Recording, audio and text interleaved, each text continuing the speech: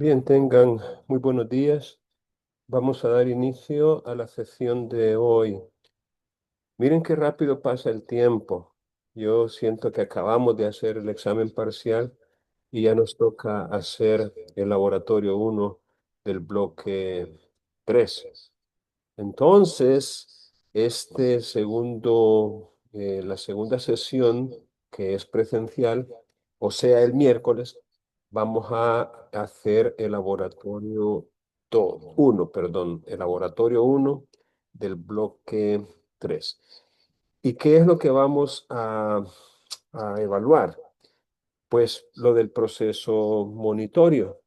Tenemos una sesión presencial la vez pasada, esta sesión virtual y los materiales de estudio que se han compartido con ustedes, que prácticamente, digamos, el Código Procesal Civil y Mercantil, en los artículos que regulan el proceso monitorio, el Código Procesal Civil y Mercantil comentado, que de alguna manera introduce y explica en qué consiste también este tipo de proceso y todo lo relacionado con él.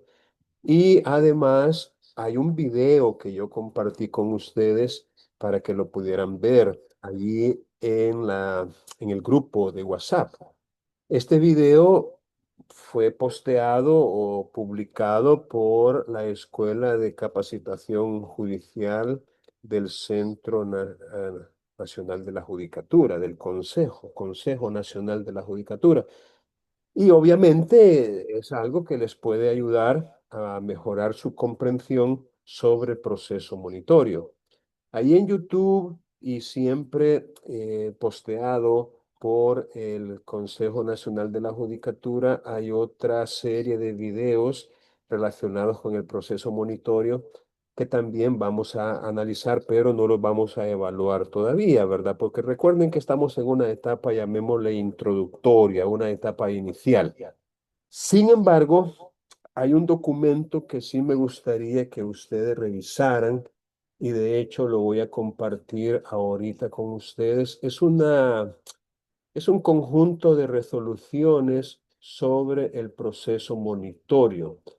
Este documento también tienen ustedes que revisarlo, tienen que pasar sus ojos por él, tienen que leerlo, porque ¿por qué no decirlo?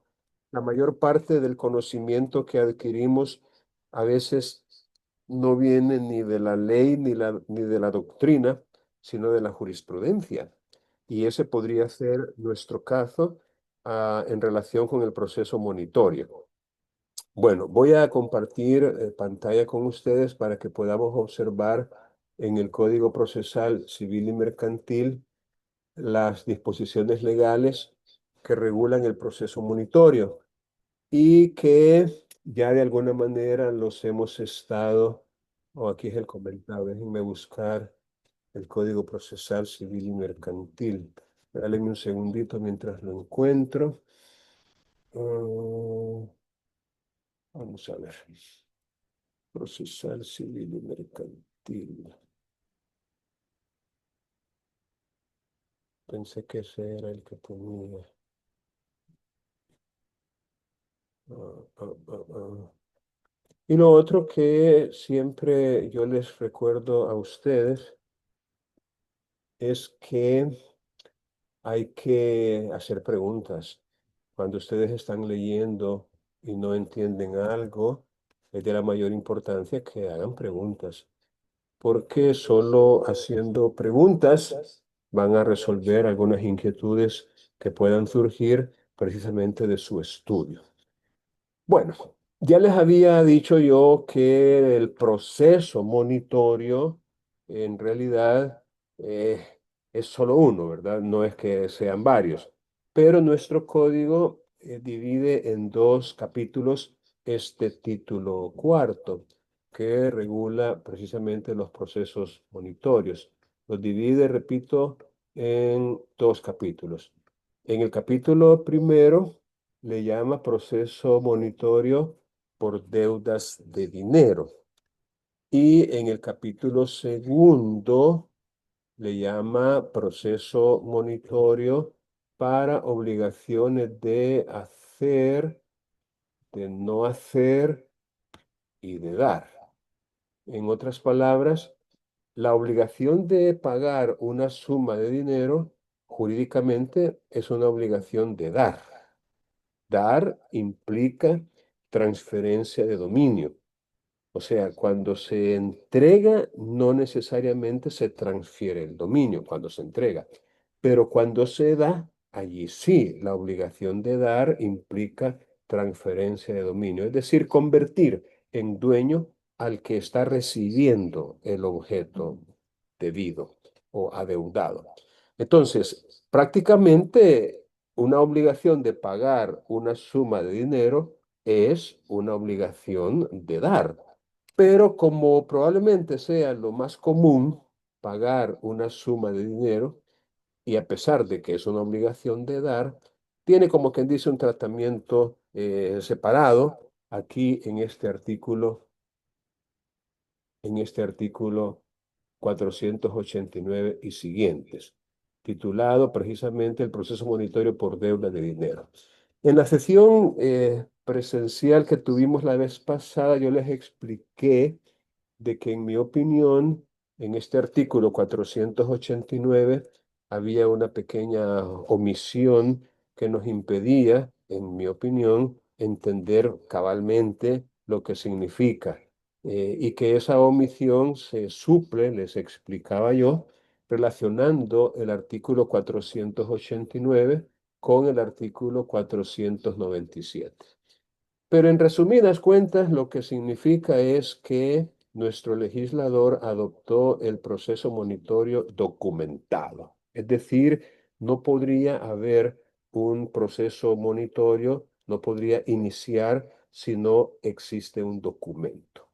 Y ese documento, según el inciso segundo del artículo 489, debe ser de aquellos que sirven para acreditar relaciones entre acreedor y deudor.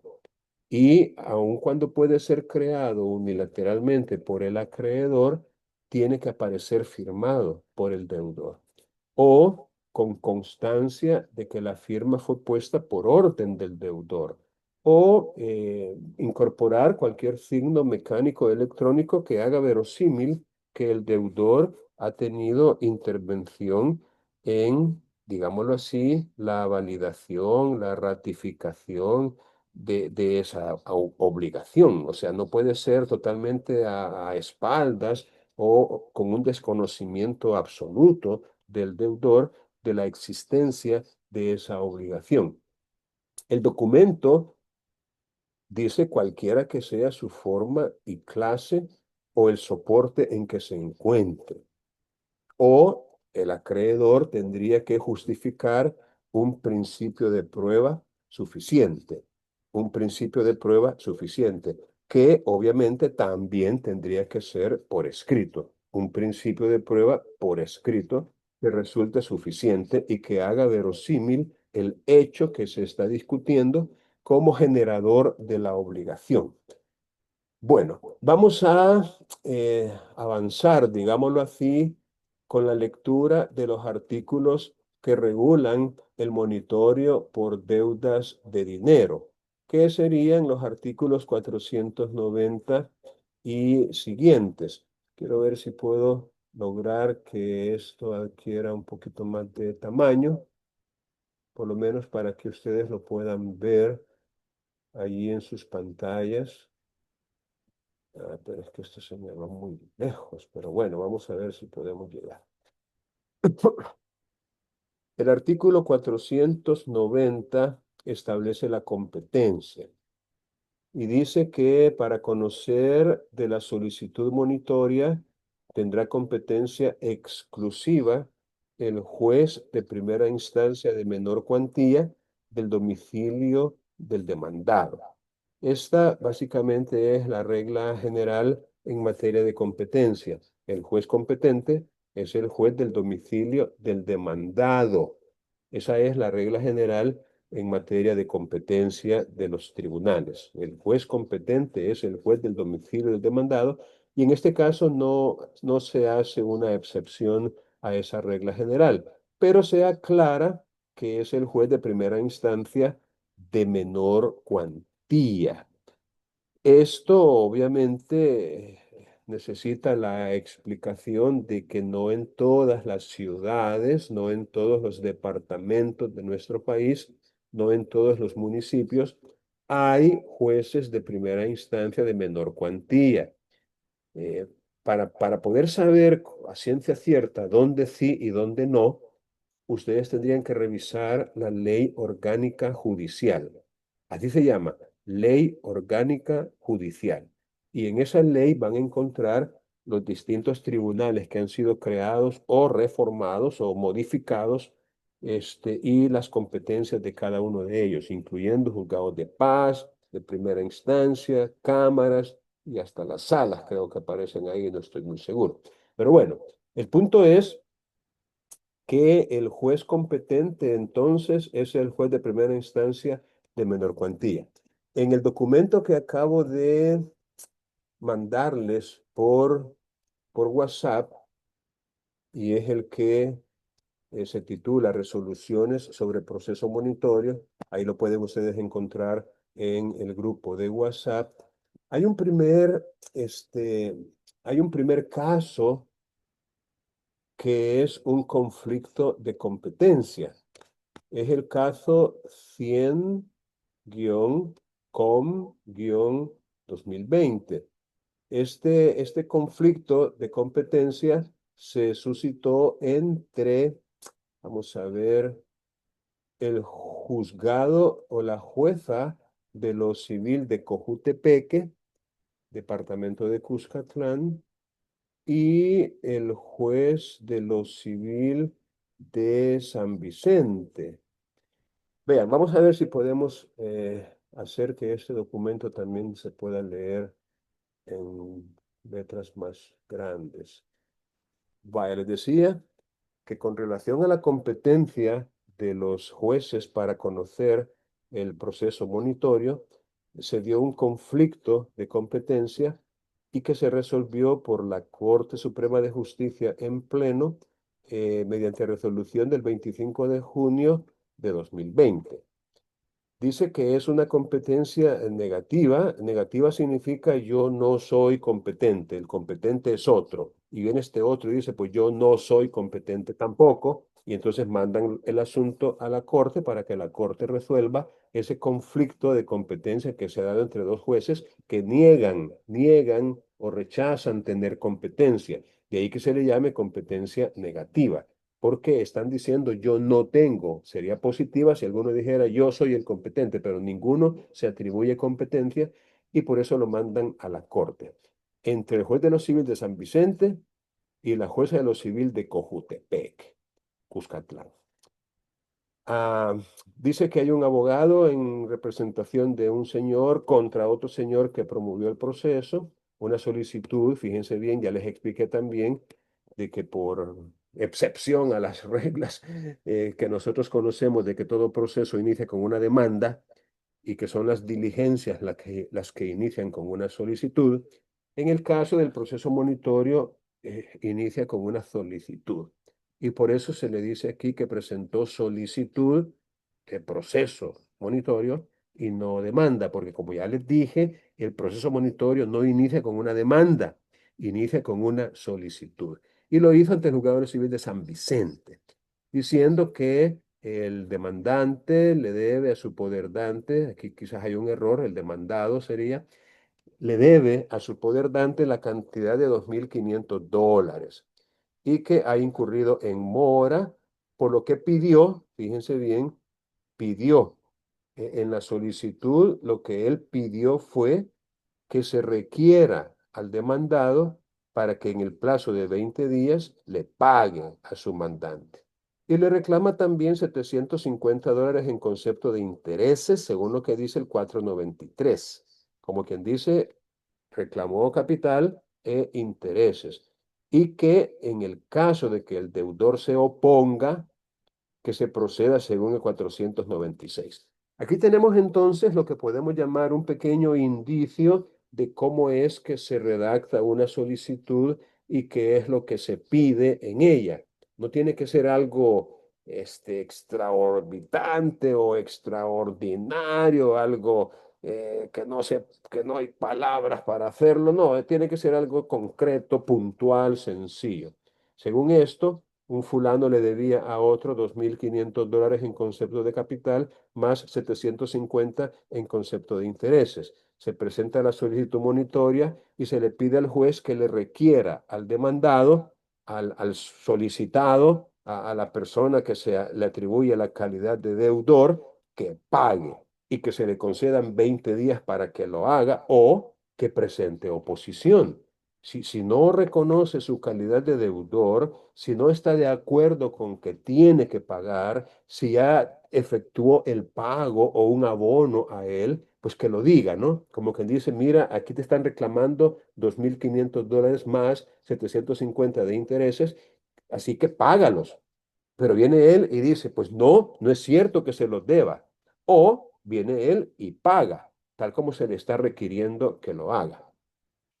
Bueno, el juez de lo civil de San Vicente, que es donde se presentó la solicitud, viene y expresa que según el 490, que es el que estamos revisando, la competencia exclusiva la tiene el juez de primera instancia de menor cuantía del domicilio del demandado, que es lo que acabamos de leer en el Código Procesal Civil y Mercantil. Y dice, considerando que de acuerdo al documento, en este caso se presentó un documento. El demandado dice es del domicilio de Cojutepec, departamento de Cuscatlán. Dicha jurisdicción dice Surtefuero y por ende el tribunal de San Vicente, que es el que está diciendo todo esto, es de San Vicente, no tiene competencia territorial para conocer de este caso y se declaró incompetente por razón del territorio y remitió los autos a la sede judicial que consideró que era competente, que en este caso sería el juzgado de eh, Cojutepeque. La jueza de lo civil de Cojutepeque, pues por su parte dijo que de la demanda, fíjense bien, de la demanda se colige, o sea, se puede deducir o se puede concluir que según la parte actora, su contraparte, o sea, el demandado, es del domicilio de Cojutepeque.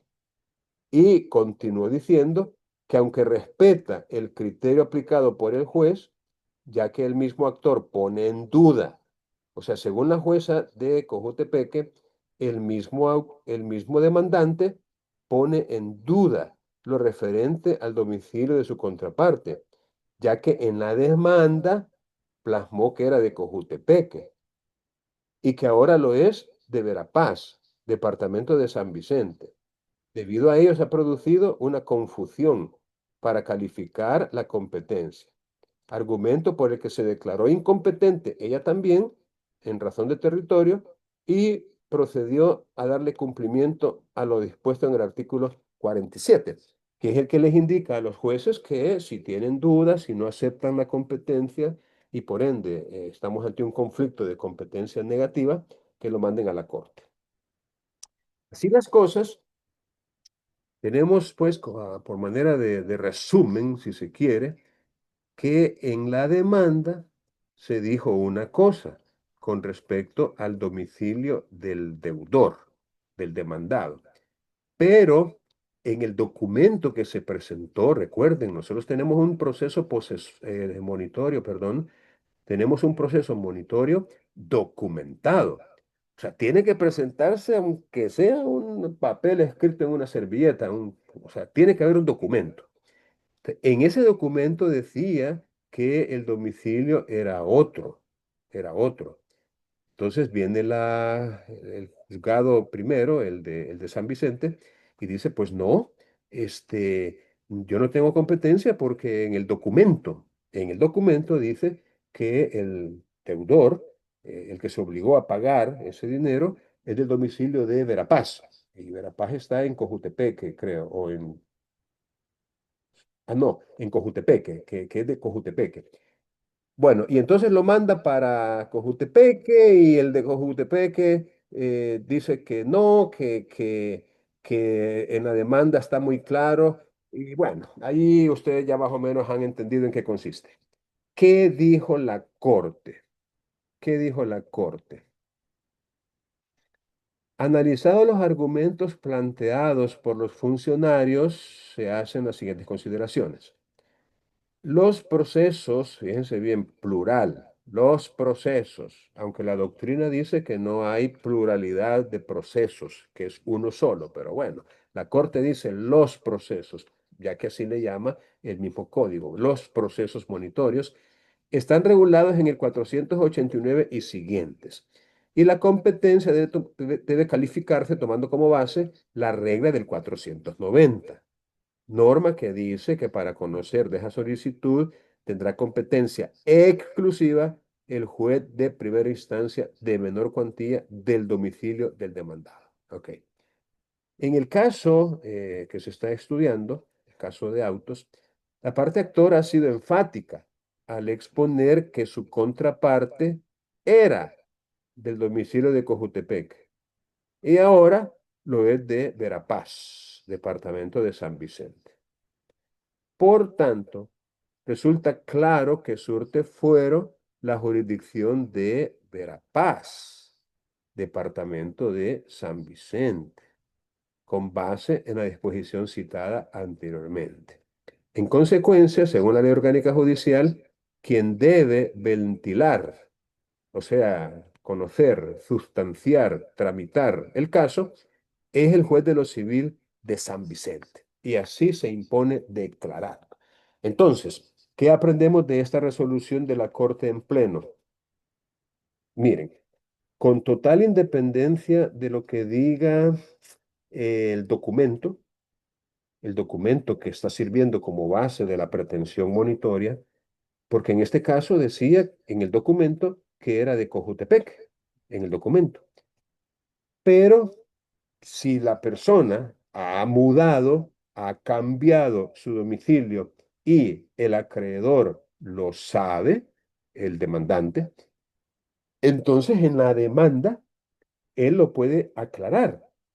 En la demanda, perdón, en la solicitud, uy, ya vea, hasta uno mismo se confunde. En la solicitud monitoria, él lo puede aclarar, así como lo hizo en este caso.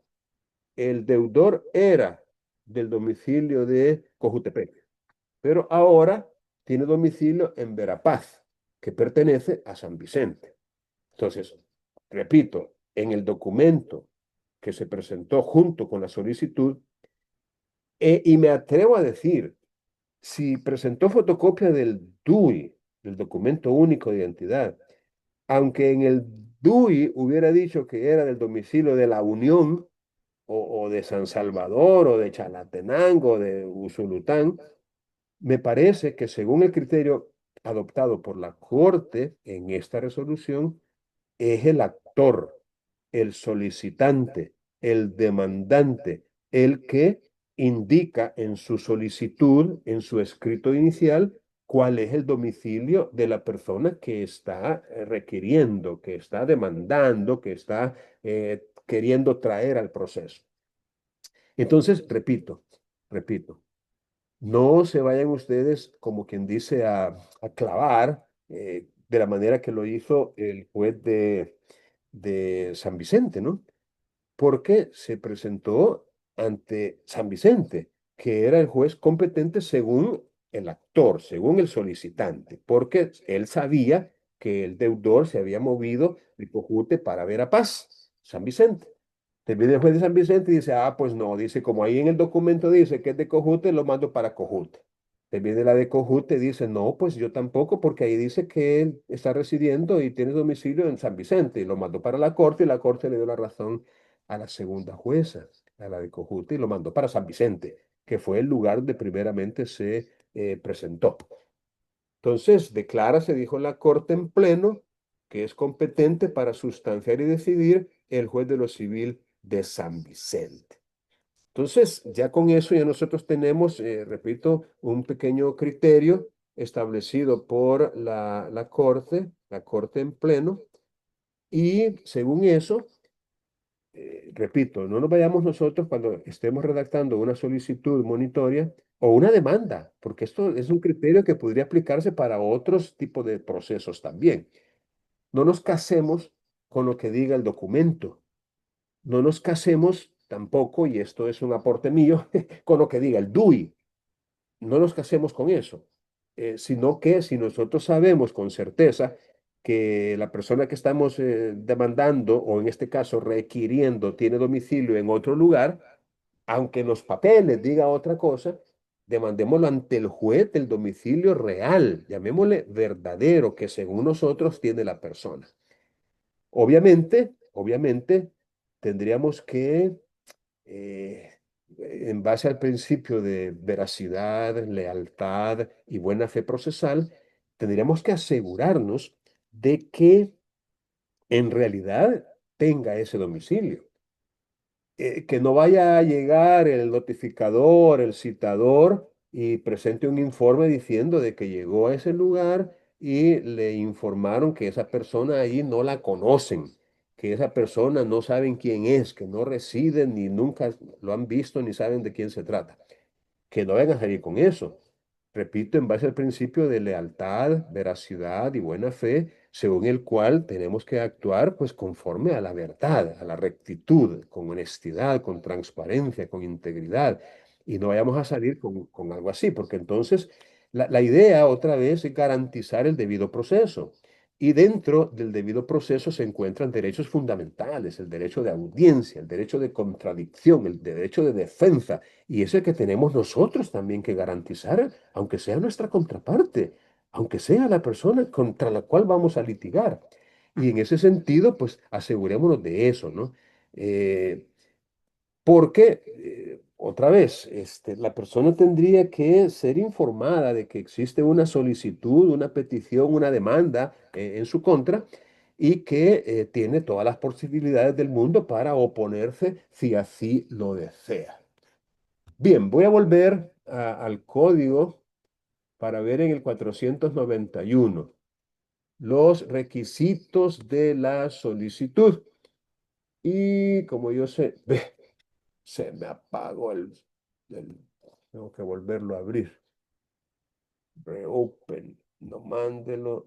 Ay, se me quitó ya. Bueno, voy a volver a abrir.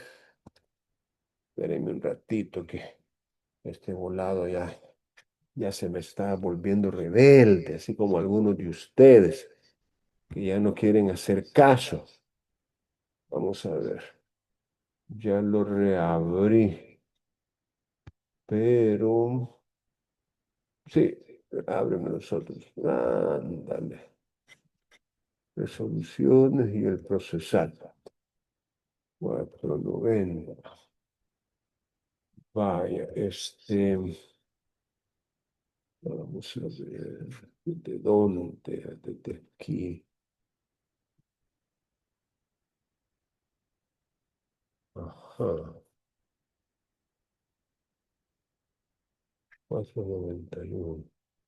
Vaya, yo creo que aquí ya nos deja ver el 491.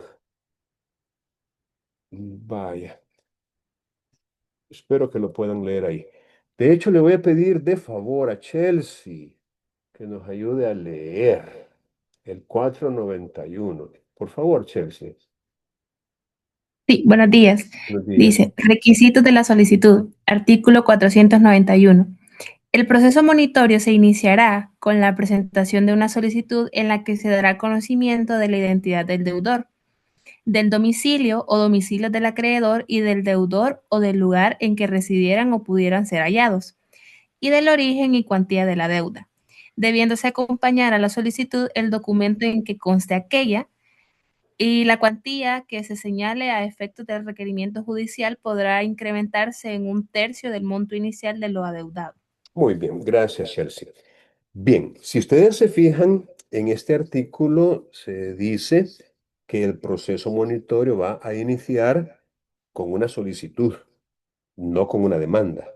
Así que ese es un primer apunte que tienen que ustedes que hacer ustedes por ahí en algún lugar, ¿verdad? Para no confundirse, porque recuerden que de repente les puede salir alguna preguntita, ¿verdad? En relación con eso. Y pues a uno le cuesta, yo mismo acabo de decir que era una demanda la que se había presentado, pero no, es una solicitud. Y que en ella hay que dar a conocer la identidad del deudor, es decir, su nombre, sus apellidos, si tiene algún conocido por agregarlo, su profesión u oficio, su origen, si lo supiéramos, el documento con el cual esa persona se identifica. Si tuviéramos copia del documento de identidad, podemos acompañarla también. Y su domicilio. Y aquí dice que aparte, o como quien dice, si no tenemos el domicilio, el lugar de residencia. Fíjense que no es lo mismo, desde una óptica estrictamente jurídica, no es lo mismo domicilio que residencia. Son conceptos diferentes, ya que una persona podría tener residencia en un lugar, pero no ser ese lugar su domicilio. Entonces, según la definición tradicional de domicilio, es la residencia acompañada del ánimo de permanecer allí. Entonces, un término un poco tal vez antiguo, obsoleto quizás, oscuro, pero por lo menos esa distinción todavía se mantiene. Domicilio y residencia son conceptos diferentes, ya que el domicilio es la residencia acompañada del ánimo, intención o deseo de permanecer allí. Y ese ánimo o intención se manifiesta pues de múltiples maneras, como por ejemplo estableciendo allí un negocio, siendo ese el lugar de su empleo o de su actividad económica con la cual él sufraga sus necesidades. Es decir, repito, domicilio y residencia son conceptos diferentes. Pero además del domicilio o la residencia, también se menciona el lugar donde se les pueda encontrar. En ese sentido, si ustedes saben que la persona solo pasa en un billar, o solo pasa en una cantina, o solo pasa en el parque, podrían perfectamente decir, mira, lo pueden encontrar allí en el billar tal, o en la, qué sé yo, en el parque que está ahí frente a la iglesia, a la ermita o algo así. O sea, el lugar donde pueda ser hallado. Además de eso, el origen y cuantía de la deuda por la cual se está requiriendo el pago. Cuantía que debe, bueno, dice debiéndose acompañar a la solicitud el documento en que aquella conste, en que la deuda consta. Y que esa cuantía se puede incrementar en un tercio del monto inicial de lo adeudado. Como que dice, si la deuda es de $600, usted puede, al mencionar la cuantía, incrementarla en un tercio. Un tercio es la tercera parte. En el caso de 600 es 200, el tercio. Entonces usted podría decir que reclama 600 más 200, que es el tercio, a lo cual este artículo le está autorizando que la pueda señalar para efectos del requerimiento judicial. Bueno, veamos, tengo que apagar esto para ver el 492 que se titula Rechazo de la solicitud.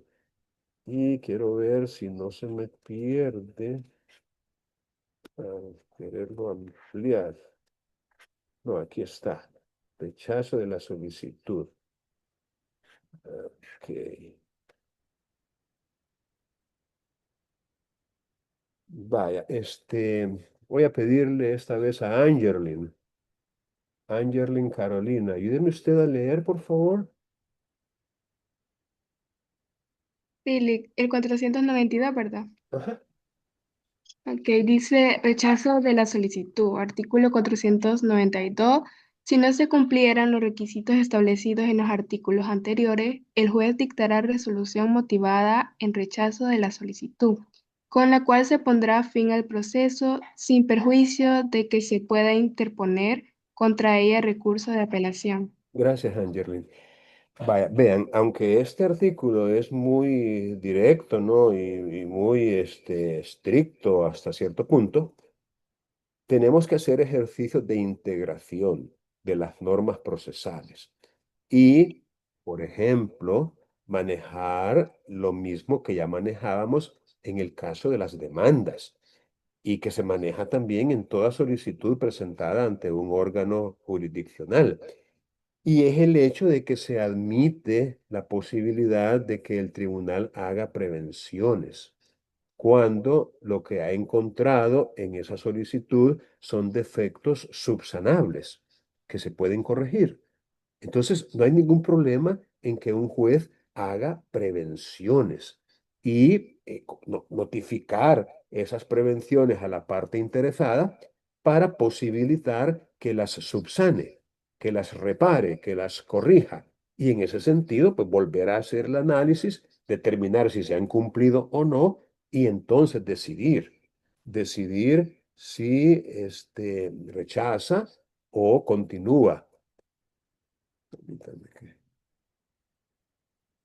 Entonces, si los defectos en el criterio del tribunal son insubsanables, entonces sí, el rechazo se impone sin necesidad de prevención, porque, repito, la prevención tiene como sentido dar la oportunidad de subsanar errores o defectos que son subsanables, pero si no lo fueran, de nada sirve hacer prevenciones porque no los podría subsanar de todas maneras. Por eso debemos, repito, hacer un ejercicio de integración y tener presente que no puede haber un rechazo así, sin oportunidad de subsanar, cuando los defectos advertidos son reparables. Y en todo caso, la resolución tiene que ser motivada. Por motivada, entendamos que no tiene que ser caprichosa, arbitraria, discrecional, sino que tiene que tener un fundamento que logre persuadir a la persona que en realidad hubo un fallo suficiente como para justificar el rechazo. O sea, motivada significa con la debida fundamentación. Bueno, veamos el 493 para ver cómo es que continúa el desarrollo de este tipo de proceso. A ver, Edson, ayúdeme a leer usted, por favor.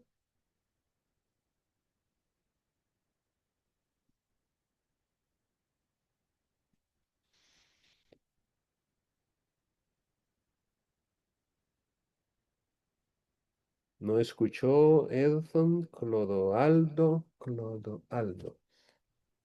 Bueno, quizás no está. A ver, Carlos José, ayúdeme usted, por favor. Sí, listo, ¿me escucha? Sí, le escucho perfecto. Bien, perfecto. Artículo 493. Cumplidos los requisitos que se establecen en los artículos anteriores, el juez admitirá la solicitud y ordenará requerir al deudor para que en el plazo de 20 días pague directamente al acreedor o en el tribunal, o bien que comparezca a formular oposición, con la advertencia expresa de que en otro caso se procederá a la ejecución. Muy bien, gracias, Carlos José. Fíjense, aquí hay algo que tal vez ustedes todavía no han estudiado a fondo, pero es el tema de la ejecución forzosa. Ah, bueno, les recuerdo. Cuando uno tiene en sus manos un título ejecutivo, de los que aparecen enlistados en el 457 del código un título ejecutivo, uno puede promover un proceso ejecutivo. Recuerdan, ¿verdad? Proceso ejecutivo. Y como resultado, como consecuencia, como efecto de ese proceso ejecutivo, uno puede obtener una sentencia, llamémosle ¿cuál es la palabra? De remate, le llaman también una sentencia de remate, porque lo que va buscando esa sentencia es que el deudor cumpla con lo que se le está ordenando en la sentencia. Y eso es lo que marca incluso la diferencia entre un proceso ejecutivo y un proceso de ejecución o diligencias, porque la Corte ha dicho, la Sala de lo Civil, que la ejecución de las sentencias en realidad es como una consecuencia de un proceso que inició y terminó previamente y que esta es como una fase, como una etapa dentro de un proceso que ya había iniciado. La ejecución, siempre y cuando el fundamento de ella sea una sentencia, porque la sentencia, a diferencia del título ejecutivo, la sentencia es un título de ejecución. Entonces, cuando este artículo nos está diciendo que si el deudor a quien se le ha requerido que pague no lo hace o no comparece a formular oposición, entonces se procederá a la ejecución. Entonces, aquí tenemos una situación un poco sui generis.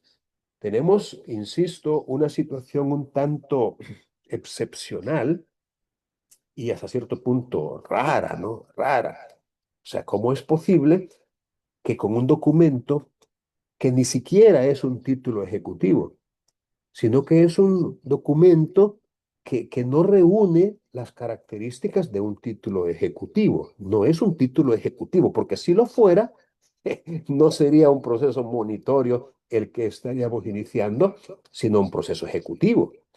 Y aún el proceso ejecutivo, de alguna manera, es un proceso que admite la posibilidad de una sentencia desestimatoria, aún el proceso ejecutivo. El proceso monitorio, por supuesto que también, ¿no? También, por eso es el análisis que el tribunal está haciendo para ver si admite o no esa solicitud. Pero cuando la admite, en alguna medida, es porque el juez llegó, tal vez no a un convencimiento absoluto, pero sí a una probabilidad de que en realidad esa deuda existe y que el fulano que se menciona en la solicitud efectivamente es deudor y que tiene que pagar. Entonces viene y prácticamente le da una orden, porque así lo dice, ordenará requerir al deudor para que en un plazo de 20 días como máximo pague y que lo haga directamente al acreedor o lo puede hacer en el tribunal. Primera opción, pagar. O si no quiere pagar, ok, ven y formula oposición. Porque si no pagas o no formulas oposición, entonces vamos a proceder a la ejecución forzosa de esta obligación, de esta deuda. Así debemos interpretarlo. Es importante, obvio, ¿no? Que este requerimiento de pago se haga necesariamente al demandado en persona. Bueno, disculpen que me sonría, pero aquí hay una reforma. Si ustedes lo ven aquí, el número 2, entre paréntesis, es indicativo de que este inciso, o quizás el artículo todo, fue objeto de una reforma. Ay, perdón. Entonces, ¿cómo estaba antes de la reforma? Fácil, hasta aquí. Y entonces el lenguaje utilizado por el legislador tenía sentido, tenía pleno sentido. El requerimiento de pago habrá de hacerse necesariamente al demandado personalmente, en persona. Tiene sentido, ¿no? Necesariamente, de forma directa, personal, al, bueno, al solicitado. Aquí le dice demandado, como que hubiera una demanda a la que se presentó, pero bueno, dejémoslo así, porque recuerden que es el legislador y el legislador conoce el lenguaje y no se equivoca. Cierro el ja, ja, ja. Bueno, pero cuando le agregan esto, ellos mismos se están contradiciendo. El legislador mismo se está contradiciendo. O sea, el requerimiento de pago habrá de hacerse necesariamente al demandado en persona. Estamos bien, es una exigencia procesal, pero cuando le agrega o por medio de esquela en su casa de habitación, él mismo votó lo que había dicho antes. Pues, o sea, ya no es cierto que necesariamente deba de hacerse al demandado en persona. Porque si le voy a dejar una esquela en su casa de habitación, es porque no lo encontré. Y por ende no lo hice necesariamente en persona, o sea, personalmente a él.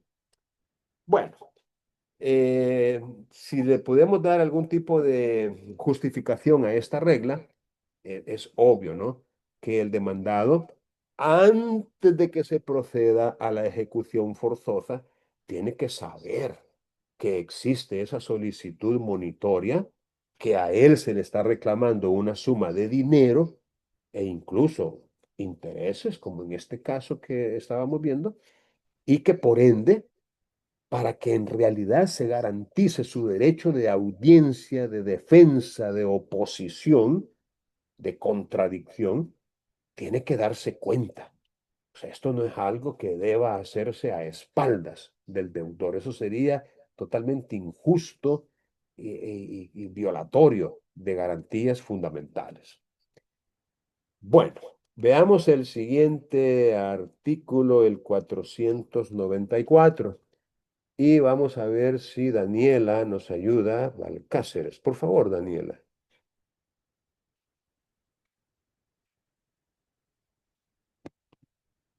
Philip, Ok, gracias.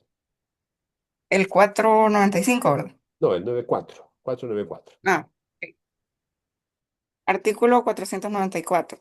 Si el requerido paga, lo pondrá en conocimiento del juez con comprobación de dicho pago y éste dictará resolución que ponga fin al procedimiento y ordena el archivo de las actuaciones. Gracias. Entonces, en ese primer escenario de que el requerido, aquí sí le dijo bien, mire, requerido, no demandado, lo que es requerido. Si el requerido paga, lo pondrá en conocimiento del juez y debe mostrar un comprobante, pues no va a llegar verbalmente a decir, ya le pagué, póngale fin al procedimiento y archive las actuaciones. No, tiene que demostrar que efectivamente hizo el pago. Pero ¿qué pasa si no paga? Bueno, veamos lo que dice el siguiente artículo. Vamos a pedir a Johnny Cruz, por Si favor. el- Se Gracias. me escucha. Sí, le escuchamos muy bien. Si el requerido no paga ni se opone en el plazo concedido al efecto, el juez ordenará el embargo de sus bienes en cantidad suficiente para cubrir la cantidad, siguiéndose en adelante el proceso por los trámites previstos para la ejecución de sentencia. Gracias, Johnny. Vean entonces el efecto, llamémosle perjudicial, ¿no? Para el requerido en el caso de que no pague ni se oponga.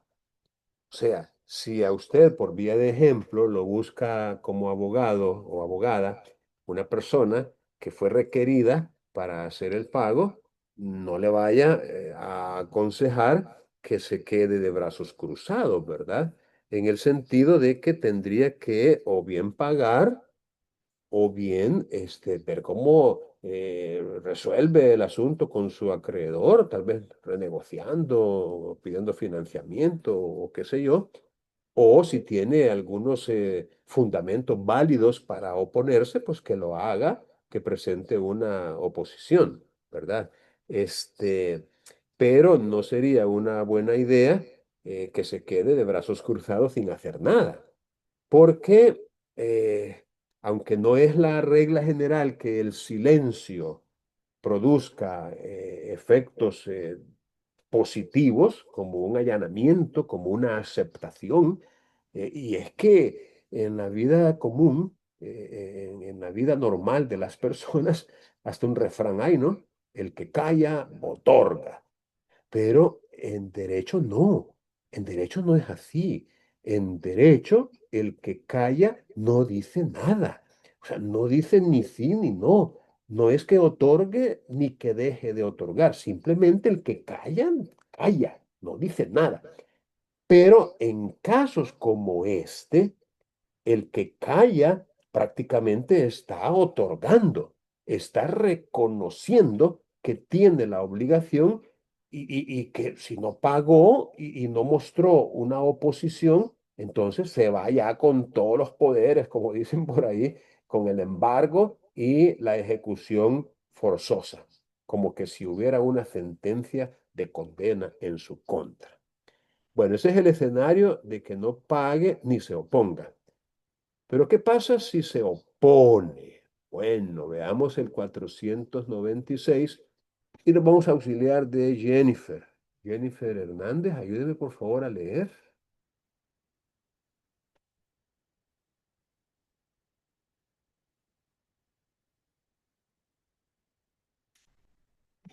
Jennifer tampoco está.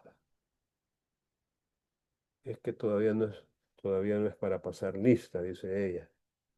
Vamos a esperar a que llegue el momento de pasar lista. A ver, Jackson, ayúdeme usted, por favor. Sí, buenos días, licenciado. Buenos días, Jackson. Oposición y tramitación como proceso abreviado, artículo 496. Si el deudor comparece dentro del plazo formulando oposición, se continuará la tramitación del proceso conforme a las reglas del proceso abreviado y la sentencia que se dicte tendrá valor de cosa juzgada. A este fin, el solicitante deberá presentar la demanda dentro de los 10 días siguientes. Si no presenta la demanda en este plazo, se pondrá fin al procedimiento condenándosele en costas. Si la oposición se fundara en una pluspetición del acreedor, se ordenará el embargo y se seguirá la ejecución respecto de la cantidad que se reconoce como debida. Muy bien, Jackson, muchas gracias. Vaya, aquí tenemos entonces ah, lo que debe suceder según el código cuando el deudor, el requerido, el solicitado comparece dentro de los 20 días de plazo que se le concedieron formulando oposición. En ese caso, dice de que la tramitación se va a continuar conforme a las reglas del proceso abreviado. Y la sentencia que se dicte dentro de este proceso monitorio tendrá valor de cosa juzgada. Bueno, el legislador siempre hace de las suyas y siempre nos deja a veces en ascuas, siempre nos deja a veces con la pregunta, ¿verdad? La pregunta en mente, que es lo que yo a veces a ustedes les he pedido que desarrollen esa competencia de formular preguntas, porque solo aquí, en esto que tengo yo marcado aquí con color celeste, hay una pregunta que es válida. ¿Cosa juzgada de cuál? ¿De la cosa juzgada formal, como en el caso del proceso ejecutivo, que cuando no es un título valor el que ha servido como documento base de la acción ejecutiva, no produce efecto de cosa juzgada material, pero sí los produce de cosa juzgada formal? Entonces, en este caso de un proceso monitorio en el que hubo oposición, y por causa de la oposición, el solicitante tuvo que presentar una demanda para darle continuidad al proceso monitorio. Y fíjense cómo estoy insistiendo yo en esto, para darle continuidad al proceso monitorio, porque quiero que les quede claro, y ello con fundamento en una sentencia de la Sala de lo Civil, que no es que en este supuesto de que hubo oposición, repito, no es que en este supuesto en el que hubo oposición, el proceso monitorio se convierta en abreviado. Para nada, no, no es eso lo que sucede, sino que de acuerdo con las reglas del proceso abreviado, se va a continuar la tramitación del proceso monitorio. Ojalá yo haya sido lo suficientemente claro con ustedes, pero para mayor claridad, vamos a remitirnos a la segunda de las resoluciones que están en el documento que compartí con ustedes hoy mismo en el grupo de WhatsApp, ¿verdad? El primero, les dije, es un conflicto de competencia, ya lo revisamos, ya concluimos de que según la Corte en pleno, lo que el actor, lo que el solicitante diga en la solicitud es suficiente para determinar la competencia. En el documento base de la acción monitoria, podría decir que el deudor es del domicilio de la Unión. Y en el DUI podría decir que es de Santa Ana. Pero si sabemos que está viviendo en Usulután, digámoslo en la solicitud.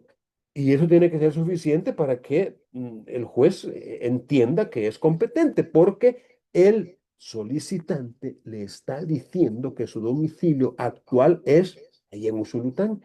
Y no tiene que venir con que el documento dice que es de la Unión y el DUI dice que es de allá de Santa Ana, entonces lo voy a mandar para la Unión. No. Según la Corte, tendría que respetarse pues lo que está diciendo el solicitante en cuanto al domicilio del solicitado, del requerido, del deudor o impropiamente demandado, pero no es demandado todavía. Va a ser demandado si él presenta oposición y el solicitante presenta una demanda, porque hubo oposición. Ese es otro rollo, harina de otro costal. Bueno, veamos la segunda de estas resoluciones, que es de la Sala de lo Civil de la Corte Suprema de Justicia. Recuerden que, jerárquicamente hablando, en materia civil y mercantil, la Sala de lo Civil es la que tendría la última palabra en un recurso de casación. Obviamente, si podemos decirlo así, por encima de la Sala de lo Civil estaría la Sala de lo Constitucional, ni siquiera la Corte en pleno, sino la Sala de lo Constitucional, o la Corte en pleno si la Sala hubiera conocido en segunda instancia, de acuerdo con la misma ley orgánica y el Código Procesal. Pero en materia civil y mercantil, en casación, la Sala de lo Civil tiene lo que podríamos llamar la última palabra. Dicho eso, en el 2020 hubo un recurso de casación interpuesto por una sociedad llamada Supervisión, Ingeniería, Materiales, Arquitectura y Negocios, SIMAN, SADCB.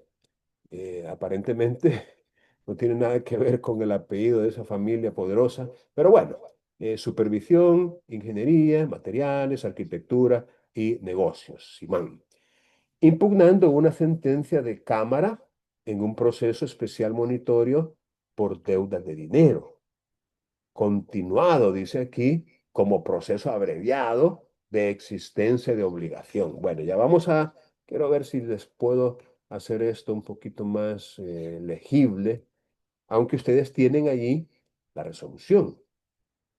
Ustedes tienen la resolución. Yo estoy comentándola con ustedes porque ya les dije, este documento tienen que leerlo. Ahí no es cuestión de que hay que galán que el código tiene bien poquitos artículos para regular los procesos monitorios, ¿verdad? Apenas 12 artículos y entonces nos vamos a ir bien chiches en este bloque. No, tienen que leer esta resolución y comenzar a leerla hoy, pues porque el miércoles tenemos actividad evaluada en la cual quien quita podría salir de este documento. Bueno, esta sociedad está presentando un recurso de casación impugnando la sentencia dictada por Cámara en apelación dentro de un proceso especial monitorio por deuda de dinero. Recuerden que ese es el que estamos ahorita discutiendo, el proceso especial monitorio por deuda de dinero, que es la primera de las clases de proceso monitorio que regula nuestro código, ya que la segunda es cuando son obligaciones de hacer, de no hacer y de dar cosa distinta al dinero. Ese es el segundo que lo vamos a ver después. Entonces dice, proceso especial monitorio continuado como proceso abreviado. Aquí tenemos, insisto, desde la óptica estrictamente semántica, un error ya. Un error ya, porque dice continuado como proceso abreviado. Entonces, no es cierto que el proceso eh, se transforme si eso es lo que se quiso decir con esta frase, continuado como. Pero bueno, ya vamos a ver. Promovido por ciertos fulanos de CTE, la compañía de telecomunicaciones de El Salvador, CTE SADCB, en contra de ellos. Cuando uno lee resoluciones como esta, uno no deja de sentirse un poco extrañado, ¿verdad? Cómo CTE, una sociedad millonaria, diría yo, millonaria, y estos otros de Simán, también, tal vez no millonarios, ¿verdad? Como los otros, pero con mucho dinero, cómo se vienen a pelear por cantidades de dinero que podríamos pensar que no valen la pena. Pero bueno, ni modo, cada quien, como decía la abuelita de una amiga, cada quien. En primera instancia dice el juzgado primero de menor cuantía, esto fue en San Salvador, allí sí hay juzgados de menor cuantía, mediante sentencia resolvió alugar, declárase alugar la pretensión de existencia de obligación ejercida por CTE reclamando a Simán. Miren qué millonada la que estaban reclamando. Aquí está. $1,799 con 47 centavos de dólar. Esto fue el reclamo y como no supera los 25,000 colones, esta suma, entonces en proceso monitorio. Y dice que es como pago, recuerden que en la solicitud tiene que mencionarse el origen de la deuda y su cuantía, el origen. Pago, dice, de servicio brindado y que se amparó en 6 comprobantes de crédito fiscal presentados con la demanda. Con la demanda, otra vez, demanda, no, presentados con la solicitud. Tomen nota de esto, porque recuerden que de un error semántico como este, de llamarle demanda a la solicitud, podría incidir en el caso de ustedes como estudiantes de derecho y mío como académico en un error, pues, o sea, tenemos que hablar las cosas como son. Entonces, los comprobantes eran 6 y se adjuntaron a la solicitud. Y por ende, desestimaron la oposición que Simán presentó de prescripción de la acción y de inexistencia de la obligación. Como ven, hubo aquí debate, hubo oposición. Simán, cuando le dieron los 20 días de plazo para que pagara o para que presentara oposición, optó por presentar oposición. Y dijo, esa obligación no existe. Y dijo, esa obligación en el caso de que haya existido, ya prescribió. Recuerden que la prescripción es cuando no se ejerce un derecho que se tiene durante cierto lapso de tiempo. Y pasado ese tiempo, usted podría intentar ejercer ese derecho, pasado el tiempo, pero si el demandado, el requerido, el solicitado, el ejecutado, porque también la ejecución forzosa prescribe, si usted lo hace pasado ese tiempo, entonces la contraparte suya le puede oponer la excepción de prescripción de esa acción. Y el juez, al ver la fecha en que la obligación se volvió exigible versus la fecha en que se está queriendo demandar, entonces él va a decir, pues no tiene razón el demandado, el ejecutado, el solicitado, el requerido, tiene razón porque ya pasó el tiempo. Y en ese caso, estima la prescripción. Pero cuando entiende que no ha pasado el tiempo o que no es prescribible, entonces la desestima. ¿Qué fue lo que pasó en este caso, tal como lo vamos a ver a continuación? También declararon no al lugar al cobro de intereses legales. Solicitado, dice, por el demandante.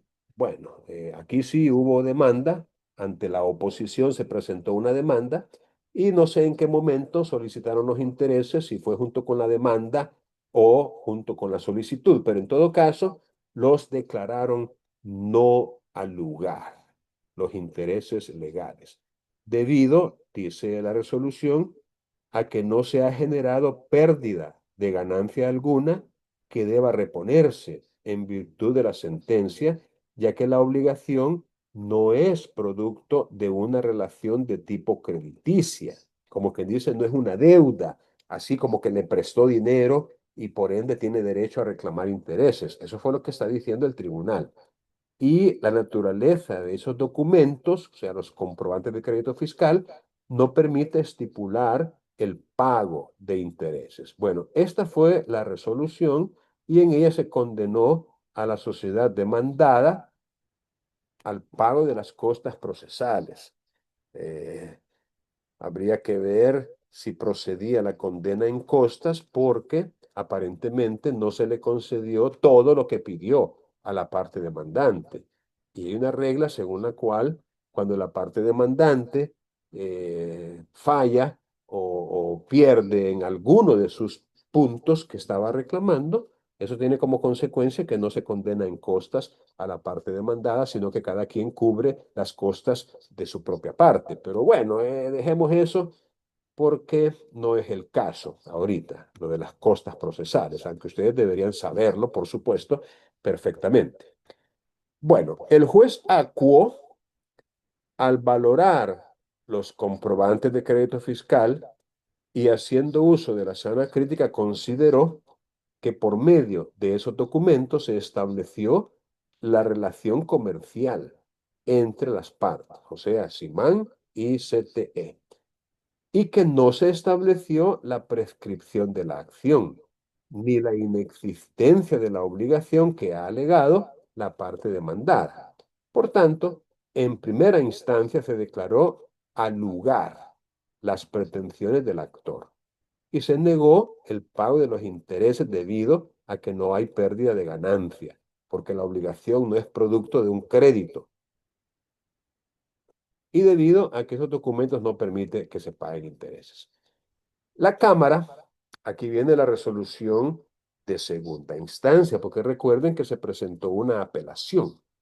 Entonces la sala, cuando resuelve su propio recurso, que en este caso es la casación, hace referencia a lo que ocurrió en las instancias, cómo se resolvió en primera instancia, que ya lo dijo, y cómo se resolvió en segunda instancia, que es lo que está a punto de decir ahorita.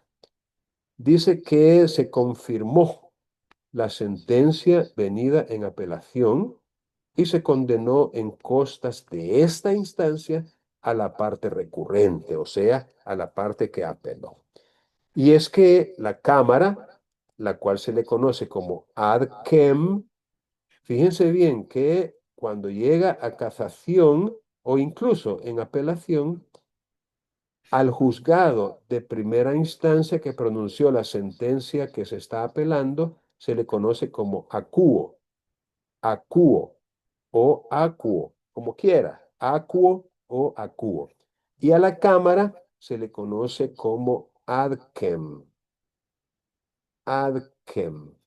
Son términos latinos que hacen referencia a las distintas instancias. Bueno, la Cámara determinó que los comprobantes de crédito fiscal presentados son documentos que habilitan al acreedor para reclamar una deuda mediante el proceso monitorio, pues tienen, según la Cámara, el carácter de principio de prueba. No constituyen una prueba plena en sentido estricto, ya que en sí no acreditan la existencia de un derecho, pero sí de un hecho aparente verosímil. Como quien dice, al comprobante de crédito fiscal, pero por cierto, les explico qué es eso, por si alguno de ustedes no sabe qué es un comprobante de crédito fiscal. Miren, quienes están inscritos como contribuyentes al impuesto a la transferencia de bienes muebles y a la prestación de servicios, que es comúnmente conocida como IVA, quienes están inscritos como contribuyentes tienen que mandar a una imprenta a elaborar, imprentas autorizadas por el Ministerio de Hacienda, a elaborar facturas de consumidor final o comprobantes de crédito fiscal o facturas de sujeto excluido. Bueno, eso es materia tributaria. El comprobante de crédito fiscal, entonces, es el equivalente a la factura que se le entrega a un consumidor final, a alguien que no está inscrito en el IVA, que no necesita crédito fiscal y que por ende no se le da comprobante de crédito fiscal, sino que se le da una factura al consumidor final. Pero hay quienes, repito, están por su parte inscritos en el IVA y necesitan un comprobante de crédito fiscal para hacer una especie de compensación y recuperar parte de lo que ellos ingresaron como IVA como crédito fiscal. Por eso se llama crédito fiscal. Bueno, esa explicación pregúntensela a su profesor de Derecho Tributario en más detalle. Pero el comprobante de crédito fiscal, en este caso eran 6, según la Cámara, tienen el carácter de ser un principio de prueba. No constituyen una prueba plena en sentido estricto, pues no acreditan la existencia de un derecho, pero sí de un hecho que aparentemente es verosímil. Como quien dice, estos comprobantes indican que efectivamente en cierto momento la persona que los recibió y que los firmó, recuerden, tiene que estar firmado o con una firma que se acredite, que haga constar que fue puesta por orden de la persona. Y en ese sentido, pues reconoció que tenía la obligación de pagar el valor que en cada uno de esos comprobantes de crédito fiscal se mencionaba. Sigue diciendo la sala que, sin embargo, cuando hay oposición, se impone continuar el mismo conforme a las reglas del proceso abreviado. Esto lo acabamos de leer, que vamos a continuar el proceso monitorio conforme a las reglas del proceso abreviado, pero no puede alegarse la prescripción, porque no es un proceso ejecutivo en el que se presenta un título que lleva aparejada ejecución, sino que se trata de documentos que constituyen un principio de prueba, respecto de los cuales recaerá una sentencia que declare la existencia de una obligación. En consecuencia, la Cámara, según lo que está relatando la sala, la Cámara consideró que era procedente confirmar la sentencia que se estaba impugnando. Luego, inconforme con esa decisión, el abogado de esta sociedad llamada Simán Constructora interpuso recurso de casación, el cual fue admitido por infracción de ley, específicamente por inaplicación de la norma. Según ellos, se infringió el artículo 995, Romano III, del Código de Comercio, que es el que regula la prescripción en materia mercantil. El artículo 995 del Código de Comercio regula, insisto, la prescripción en materia mercantil. La parte recurrida, que es CTE, presentó un escrito expresando en síntesis que ese artículo de la prescripción no es aplicable porque no se está ante un proceso ejecutivo, sino un proceso monitorio donde no se puede alegar la prescripción, ya que el título presentado no es de los que lleva aparejada ejecución, no es un título ejecutivo, sino documentos que son un principio de prueba, lo mismo que ha dicho la Cámara. Análisis del recurso. El recurrente argumenta, dice la sala, que en el caso de mérito no se está frente a un proceso ejecutivo, ya que no se ha iniciado un proceso amparado en un título ejecutivo, sino en facturas o, en este caso, comprobante de crédito fiscal por el servicio de suministro de telefonía. Argumenta que si bien constituyen un indicio de prueba, no puede considerarse que las deudas que amparan puedan permanecer vivas por la eternidad y esperar a que el titular de dichos documentos se le antoje reclamar por la vía judicial. Este fue el argumento presentado por la parte que presentó la casación. Eso fue lo que dijo, de que los comprobantes de crédito fiscal amparan deudas y que no pueden esas deudas permanecer por todas las eternidades vigentes y vivas, que tienen también que prescribir. Por eso dice que si no se presentó el contrato de suministro suscrito por ambas partes, ya que la acción, de alguna manera, en los meses de noviembre y diciembre de 2012, prescribió a los 2 años, o sea, en el 2014. Y esa solicitud se presentó mucho después. Y aquí está el artículo 995 transcrito por la sala. Bueno, la Cámara prácticamente ya dijeron esto mismo, ya lo dijeron, no estamos en un proceso ejecutivo, sino ante un principio de prueba, etcétera, etcétera. Vamos a ver lo que nos interesa. Aquí está.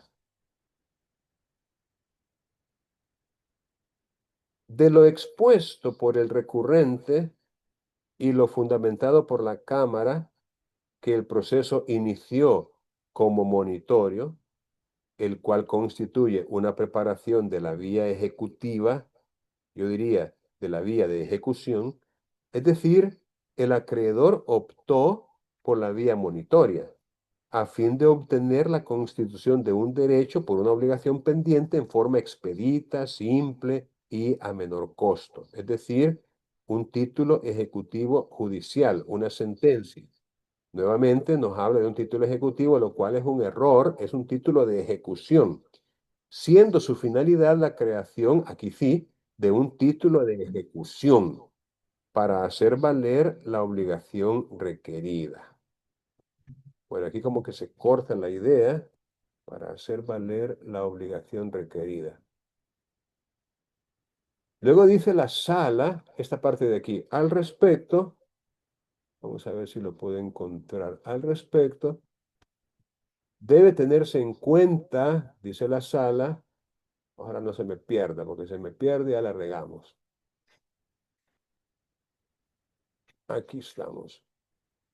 Al respecto, debe tenerse en cuenta que en el caso de estudio, el deudor formuló una oposición que conllevó a que el trámite cambiara y continuara su diligenciamiento conforme el 496, que establece que seguirá las reglas del proceso abreviado, lo que no significa constituya un proceso abreviado como tal. Esta es la explicación que necesitamos resaltar de esta resolución de sala, que el que se continúe conforme a las reglas del proceso abreviado no significa que el proceso monitorio constituya de ahí en adelante un proceso abreviado como tal. En otras palabras, sigue aclarando la sala, seguirá siendo un proceso especial monitorio y no constituye un proceso abreviado declarativo. Tomen nota de esto porque es de la mayor importancia. No debemos pensar que cuando hay oposición dentro de un proceso monitorio y que por ende se le dan 10 días al solicitante para que presente una demanda y todo se va a continuar conforme a las reglas del proceso abreviado, no pensemos ni por un momento que eso significa que se convierta en abreviado el proceso monitorio. No, para nada. Sigue siendo monitorio. Sigue siendo monitorio. No constituye un proceso abreviado declarativo. Lo está diciendo la sala, no yo, sino la sala. La variante, o sea, el cambio, es que la sentencia pronunciada tendrá valor de cosa juzgada, dando lugar a que el acreedor pueda promover la ejecución forzosa, situación que no se produce respecto de las sentencias pronunciadas en los procesos declarativos, como en el caso del proceso abreviado. Por ello, no se puede considerar que el proceso monitorio, al haber oposición, termina y se convierte en un proceso abreviado declarativo. Si se observa la naturaleza procesal de cada uno de los juicios, estos tienen un objeto y una finalidad diferente. En el proceso monitorio, como proceso especial, se pretende la rápida, efectiva y económica satisfacción de la prestación del acreedor por parte de su deudor moroso, mientras que en el abreviado, por ser declarativo, pretende la declaración judicial sobre la controversia de hechos dudosos y derechos contrapuestos que origine la certeza de la existencia de los derechos demandados y la titularidad de los mismos. Bueno, siguen leyendo esta resolución de Sala, ¿verdad? Y las demás, por supuesto. Y cualquier interrogante, cualquier duda que pueda surgir, anótenla y en el momento oportuno las pueden formular. Ok, vamos a quedarnos acá. Vamos a tomar la correspondiente asistencia, ¿verdad? Y recuerden que vamos a tener laboratorio el miércoles, a la cual, al cual todos deben asistir porque es presencial, allá en la sala del edificio de Ciencias de la Salud. Vaya, vamos a ver. Permítame un segundito, por favor.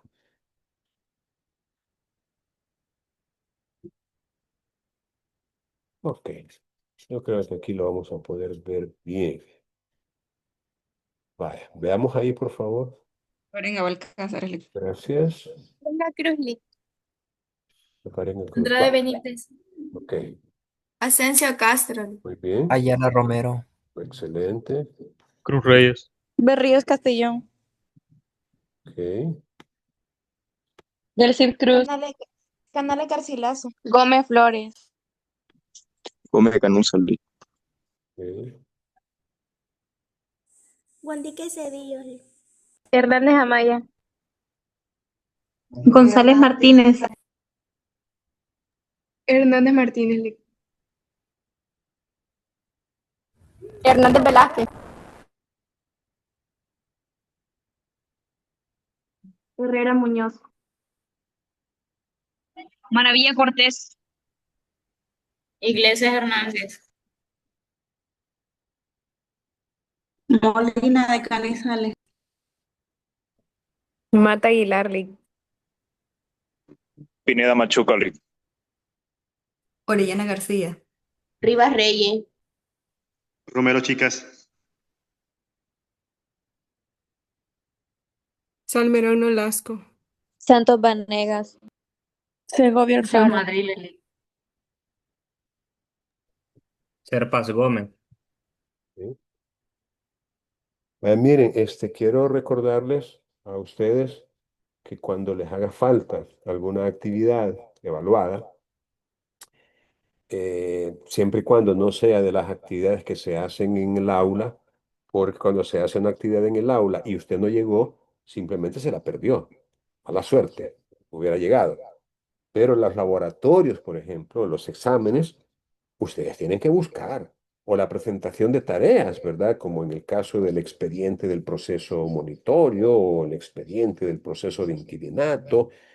Entonces ustedes tienen que contactarme y decirme, mire, Lick, fíjese que tuve un problema, no presenté la actividad, no me hice el laboratorio por X y Y razón, pero yo no lo voy a estar buscando para hacer esas actividades que no han hecho. Ahí les va a quedar el cero que les corresponde por no haberse hecho la actividad. Que quede eso, por favor, clarito para evitar cualquier reclamo posterior. Bueno, es todo por ahora. Cuídense mucho. Ahí nos vemos en la materia notarial con algunos de ustedes dentro de un rato. Cuídense mucho.